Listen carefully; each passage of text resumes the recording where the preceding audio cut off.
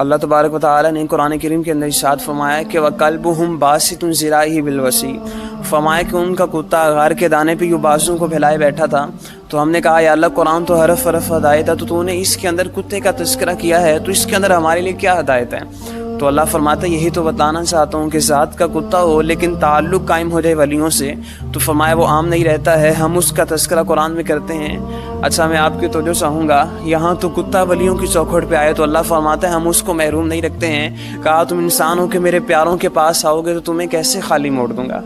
اللہ اکبر۔ آج کل بعض لوگ ہم پہ اعتراض کرتے ہیں، وہ کہتے ہیں کہ تم درباروں پہ جا کے دعائیں کیوں مانگتے ہو، اللہ تو ہر جگہ سنتا ہے۔ تو میں نے کہا آپ نے ٹھیک کہا ہے، اللہ ہر جگہ سنتا ہے، لیکن بعض جگہ ایسی ہوتی ہیں جہاں دعائیں قبول جلدی ہوتی ہیں۔ اچھا میں آپ کی توجہ چاہوں گا، ایک شخص سینمے کے اندر بیٹھا ہے اور اس کے سامنے اسکرین ہے، تو وہ وہاں ہاتھ اٹھائے گا تو اس کی دعا وہاں مستجاب ہوگی یا مدینہ الرسول ہوگی؟ مدینہ الرسول ہوگی نا، وہاں کیوں ہوگی؟ وہاں اس لیے کہ وہ اللہ کے پیارے کی چوکھٹ ہے اور وہاں رب کی رحمتیں برس رہی ہوتی ہیں۔ تو یہی تو ہم کہتے ہیں کہ جہاں رب کی رحمتیں برس رہی ہو وہاں دعا مانگی جائے تو اللہ دعا رد نہیں کرتا ہے، دعا قبول کرتا ہے۔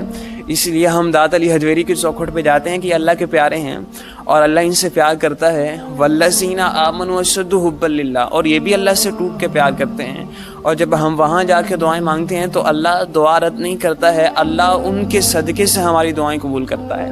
اللہ اکبر۔ اسی لیے PC نصیر الدین نصیر علیہ الرحمہ فرماتے ہیں کہ کچھ لے اٹھو اہل صفا کے در سے، کچھ لے اٹھو اہل صفا کے در سے، یہ در ہیں قریب مصطفیٰ کے در سے، ایمان یقین سکون رسالت توحید سب کچھ تو ملتا ہے اولیاء کے در سے۔ اللہ اکبر۔ اللہ والوں کے ساتھ تعلق، ان کے ساتھ نسبت جو ہے وہ انسان کو دنیا کے اندر بھی فائدہ دیتی ہے اور آخرت کے اندر بھی فائدہ دیتی ہے۔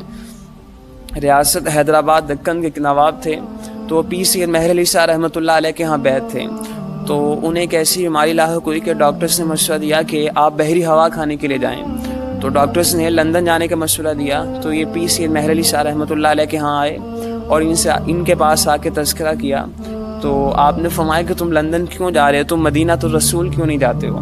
اللہ اکبر۔ جنوں ویگ کے ٹھردیاں اکھیاں نے، جنوں ویگ کے ٹھردا سینہ ہے، جنوں ویگ کے ٹھردیاں اکھیاں نے، جنوں ویگ کے ٹھردا سینہ ہے، ربا تیری ساری خدائی وچوں ایکو ہی تے شہر مدینہ ہے۔ اللہ اکبر۔ اس شہر کی مٹی سے خوشبو آتی ہے، اس لیے کہ اس شہر کی مٹی نے میرے حضور کے قدم چومے ہیں، اس شہر کی مٹی نے میرے حضور کے قدموں کے بوسے لیے ہیں۔ وہ کسی نے کہا تھا نا کہ چند لمحوں کے لیے ٹھہرے تھے تم جس پیڑ کے نیچے، چند لمحوں کے لیے ٹھہرے تھے تم جس پیڑ کے نیچے، سنا ہے اس پیڑ کا سایہ آج تک مہکتا ہے۔ اللہ اکبر۔ اور سچی بات ہے، جس نے شہر مدینہ نہیں دیکھا ہے اس نے کچھ بھی نہیں دیکھا ہے۔ راتیں بھی مدینے کی باتیں بھی مدینے کی، راتیں بھی مدینے کی باتیں بھی مدینے کی، جینے میں یہ جینا ہے کیا بات ہے جینے کی۔ اللہ اکبر۔ تو آپ نے فرمایا کہ تم مدینہ الرسول کیوں نہیں جاتے ہو؟ تو اس نے کہا حضرت ٹھیک ہے، اب مدینے کے لیے سفر کرتا ہے، تو نواب کو شراب پینے کی عادت تھی، تو اس نے شراب کی بوتل اپنے ساتھ رکھ لی۔ کہتے ہیں کہ جب وہ جدہ پہنچا تو اس نے اللہ کے ہاں توبہ کی اور شراب کی بوتلیں جو تھیں وہ ساری کی ساری دریا کے اندر پھینک دیں۔ اللہ اکبر۔ جب وہ مکہ سے مدینہ پہنچا تو مدینہ الرسول جب وہ پہنچا تو اس کا وصال ہو گیا۔ اللہ اکبر۔ تو کہتے ہیں کہ اس کی چارپائی جو ہے وہ تقریباً 1.5 گھنٹے کے قریب جو ہے وہ روضہ رسول کے سامنے پڑی رہی۔ ہم تو آرزویں کرتے ہیں کہ یا اللہ کہ جب مدینہ الرسول ہو تو ہماری سانسیں ٹوٹ جائیں۔ جب اس کا مدینہ الرسول وصال ہوا تو لوگ رشک کی نگاہوں سے پوچھ رہے تھے کہ یہ کون شخص ہے، کوئی اللہ کا ولی ہے جو اس کی چارپائی روضہ رسول کے سامنے پڑی ہے، اور لوگوں کی آنکھوں میں آنسو تھے۔ تو ایک دوسرے سے پوچھنے لگے یہ کون شخص ہے؟ تو جامعہ عباسیہ بہاولپور کے جو شیخ الجامعہ تھے مولانا غلام محمد رحمۃ اللہ علیہ، وہ بھی ان کے ساتھ تھے۔ تو آپ نے لوگوں سے فرمایا کہ یہ میرے پیر بھائی ہیں۔ تو وہاں اسی مجلس میں PC جماعت علی شاہ رحمۃ اللہ علیہ بھی موجود تھے۔ آپ لوگوں سے مخاطب اور لوگوں سے فرمایا لوگوں باخدا دیکھو اللہ والوں کے ساتھ نسبت اور ان کے ساتھ تعلق سے کتنے بہترین نتائج نکلتے ہیں۔ تو اللہ والوں کے ساتھ تعلق قائم کیا جائے۔ وہ کسی نے کہا تھا نا کہ نگاہ مرشد کامل سے عشق مصطفیٰ حاصل، نگاہ مرشد کامل سے عشق مصطفیٰ حاصل، خدا کا قرب دیتی ہے محبت پیر خانے کی۔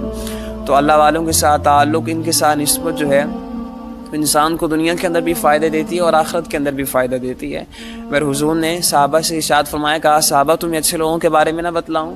تو کہا حضور فرمائیے۔ حضور فرماتے ہیں اذا ذکر اللہ، فرمایا صحابہ جب ان کے پاس بیٹھو تو تمہیں خدا یاد آئے، رغبت دنیا کم ہو رغبت آخرت زیادہ ہو، غفلتیں دور ہوں، اللہ والوں کے پاس بیٹھنے سے انوار برستے ہیں اور جو ہیں وہ رحمتیں برستی ہیں، تو ایسے لوگوں کے پاس بیٹھا جائے، اللہ والوں کی صحبت اور ان کی سنگت اختیار کیا جائے اور اللہ والوں کا ادب کیا جائے۔